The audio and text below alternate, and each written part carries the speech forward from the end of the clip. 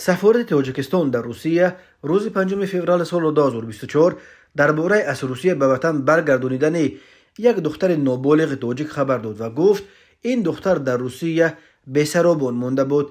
سفارت در اطلاعش گفت روز 4 فوریه سال 2024 با مساعدت خدمات کنسولی سفارت جمهوری تاجیکستان در فدراسیون روسیه، شهروند نابالغ جمهوری تاجیکستان که در فدراسیون روسیه بی پرستار مانده بود، طبق سازشنامه کشنیوف آید به همکاری دولت‌های عضو اتحاد دولت‌های مستقل آید به برگردانیدن شهروندان نابالغ به جمهوری تاجیکستان برگردانیده شد. درباره اینکه به چه سبب این دختر نابالغ در روسیه بی پرستار مانده است در اطلاع سفارت چیزی گفته نشده است، ولی در اکثر وقت فرزندان نابالغ مهاجران تاجیک در صورت مرگ والدان آنها و یا به یگان گناه بازداشت و زندانی شدنشان در روسیه بی پرستار میمانند. بنا به معلومات سفارت تاجیکستان در مسکو، از اول سال 2024 علاقه 9 شهروند نابالغ جمهوری تاجیکستان به نزدیکان خود برگردانیده شدند. در روسیه بنا به حساب‌ها تا 1 میلیون مهاجر تاجیک کار و زندگی میکند.